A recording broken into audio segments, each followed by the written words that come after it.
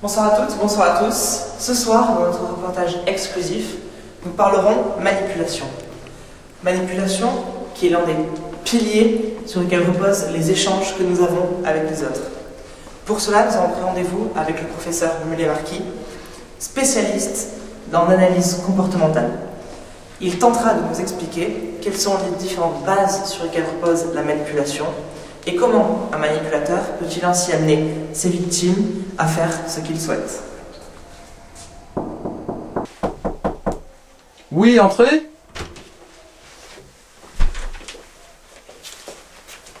Bonjour professeur. Bonjour monsieur. Je vous en prie, installez-vous. Merci.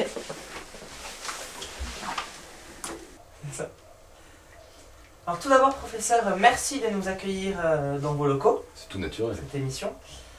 Alors j'ai ici avec moi 2 extraits vidéo que j'aimerais visionner avec vous afin d'obtenir vos commentaires et explications sur ce qui se passe au cours de ces 2 différents extraits. Je vous en prie, allons-y.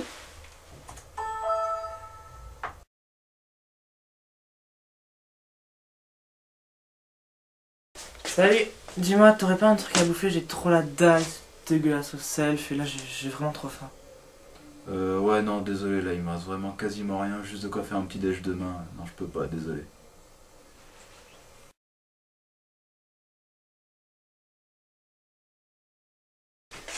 Salut. Ça va? T'as pas l'air bien, là?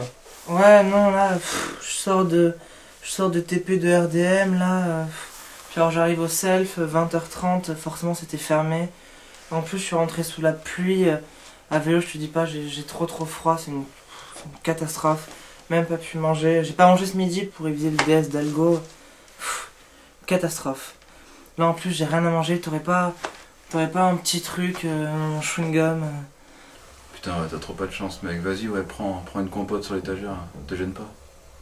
Concernant le document que nous venons de visionner, on constate que 2 situations, pourtant initialement totalement identiques, mènent à 2 résultats qui sont à l'opposé l'un de l'autre. Cela s'explique-t-il seulement par une notion de préférence du quémandé par rapport au quémandeur, ou peut-il y avoir une autre raison plus générale? Il est bien sûr évident, mon cher Walter, que la notion d'amitié et de relation entre les différents individus est un élément très important, pouvant influencer grandement la réponse du sollicité. Cependant, il est très intéressant de comparer les différentes façons de faire de nos 2 mendiants. Si le premier reste parfaitement neutre, le second utilise clairement, quant à lui, la manipulation pour parvenir à ses fins. Pour cela, il se place en position de victime, afin d'inspirer la pitié à son interlocuteur, et ce, dans l'objectif de lui faire ressentir de la sympathie à son égard. Et c'est ainsi, en jouant sur l'émotionnel, que notre manipulateur en herbe arrive à faire prendre à son partenaire une décision allant totalement à l'encontre de ce que ce dernier souhaiterait. Ceci est très intéressant, professeur. Cependant, à partir de cet exemple précis, donc tiré d'un fait réel que nous venons de présenter, pouvez-vous nous dégager une théorie plus généralisée? Oui, naturellement. La manipulation d'autrui revient à jouer sur des leviers de motivation pour faire réagir son interlocuteur. Le professeur Hanno, grand ponte du management, en a dénombré 6. Premièrement, la sécurité, qui consiste à insister sur l'absence ou la minimisation de risques encourus par l'interlocuteur. Deuxièmement, l'orgueil, visant à provoquer la fierté de l'interlocuteur pour le pousser à agir dans le sens souhaité. Troisièmement, la nouveauté, qui est un travail sur l'imaginaire et le rêve de l'interlocuteur, qui touche à la réalisation de soi, l'accomplissement de se voir être un des précurseurs dans un domaine. Quatrièmement, le confort, où l'argument essentiel passe bien sûr par le bien-être de l'interlocuteur. Cinquièmement, l'argent, qui consiste à faire miroiter à l'interlocuteur un bénéfice monétaire. Et enfin, sixièmement, la sympathie, qui se base sur des sentiments personnels à faire naître chez l'interlocuteur, tels que l'amitié ou l'estime. Chaque manipulation s'appuie sur l'usage d'un ou plusieurs de ces leviers, afin de diriger son interlocuteur dans le bon sens, pour le voir emprunter le chemin souhaité. Très bien, professeur. Cependant, pouvez-vous maintenant nous expliquer quelles sont les différentes manières de mettre en œuvre ces divers leviers de motivation pour justement arriver à captiver et ainsi à manipuler son auditoire? Bien sûr. D'ailleurs, j'ai prévu à cette occasion des extraits d'une série assez connue où les tentatives de manipulation sont monnaie courante, c'est peu de le dire.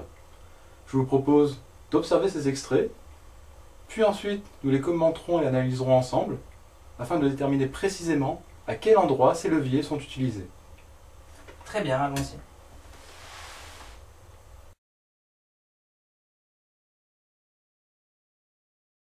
When you meet your gods, you tell them Shagga, son of Dolph, of the Stone Crow, sent you. I am Tyrion, son of Tywin, of Clan Lannister. How would you like to die, Tyrion, son of Tywin? In my own bed, at the age of 80, with a belly full of wine and a girl's mouth around my cock?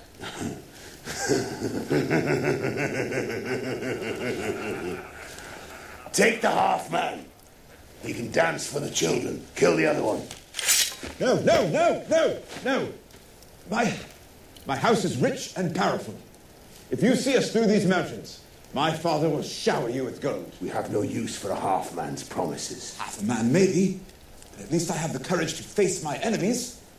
What do the Stone Crows do? Hide behind rocks and shiver when the Knights of the Vale ride by. Are those the best weapons you could steal?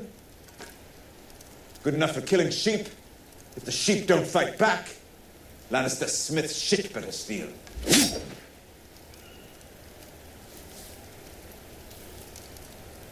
You think you can win us over with your trinkets?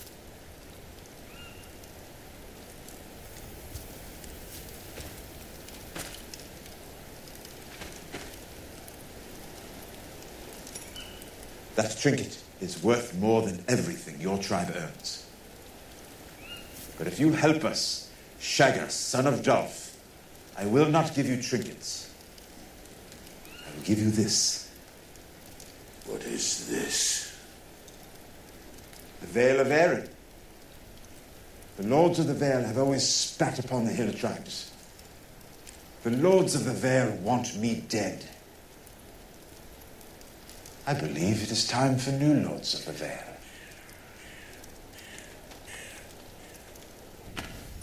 Dans cet exemple assez simple, l'homme est plus intelligent que son auditoire.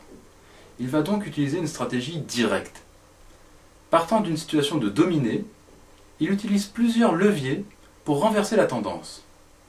D'abord, il joue sur la fierté de ces hommes, qui sont visiblement des guerriers, donc sensibles au courage et à l'honneur. Puis, il va les tenter en leur promettant terres et richesses. Il appuie donc sur deux leviers, celui de l'orgueil et celui de l'argent.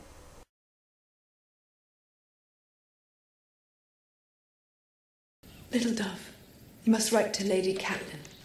And your brother, the eldest, what's his name? Rob. Word of your father's arrest will reach him soon, no doubt. Best it comes from you. If you would help your father, urge your brother to keep the king's peace. Tell him to come to King's Landing and swear his fealty to Joffrey.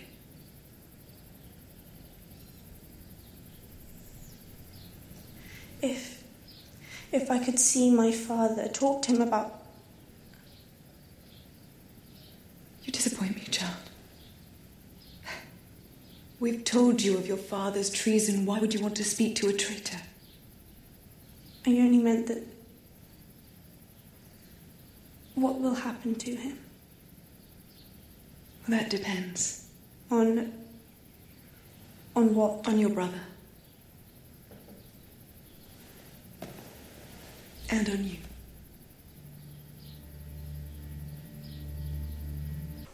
Ici, la manipulation est plus subtile. La manipulatrice commence par amadouer l'adolescente en se faisant passer pour une alliée compatissante. Puis, elle enchaîne avec un « tu me déçois ».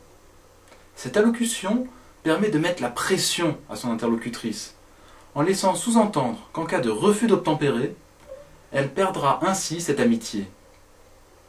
Enfin, la femme achève le travail en jouant sur un deuxième levier, la sécurité, en utilisant la peur de l'adolescente vis-à-vis du sort des membres de sa famille. Le tout lui permet ainsi d'arriver à ses fins.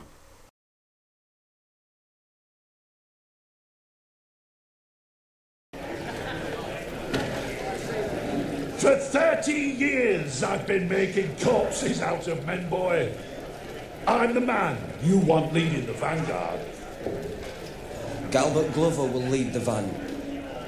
The bloody wall will melt before an Umber marches behind a Glover. I will lead the van, or I will take my men and march them home.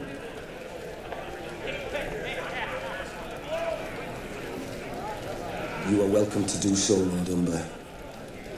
And when I am done with the Lannisters, I will march back north, root you out of your keep, and hang you for an oathbreaker. Oathbreaker, is it?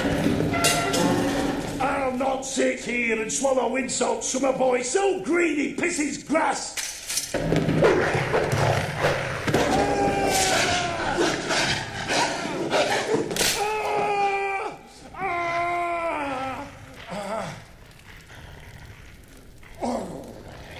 My Lord Father taught me it was death to bear steel against your liege lord. Doubtless, the great John only meant to cut my meat for me. Your meat?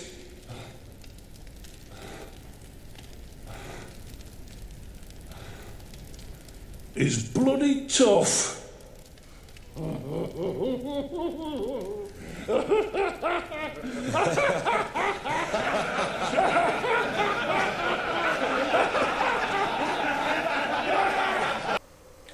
Dans ce troisième exemple, un homme plus âgé prétend imposer son point de vue et sa décision à son supérieur plus jeune.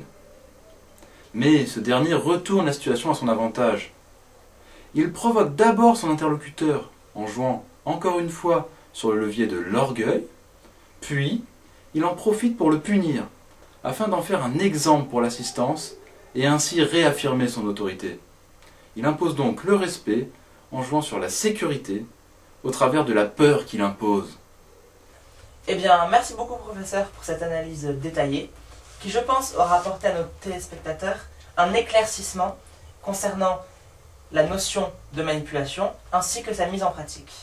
Ah bah c'est tout le mal que je leur souhaite, avec aussi bien évidemment la possibilité de s'exercer à tenter de manipuler leur entourage dès que possible. Avec modération, bien entendu. Bien entendu, avec modération. Maintenant, si je peux vous inviter à aller prendre un verre pour continuer à discuter de tout ceci. Non, sans façon, je pense que je vais rester ici pour travailler un petit peu. C'est pour moi, ça me ferait plaisir. Pour vous remercier de votre implication dans ce reportage. Bon, si vous insistez, allons-y.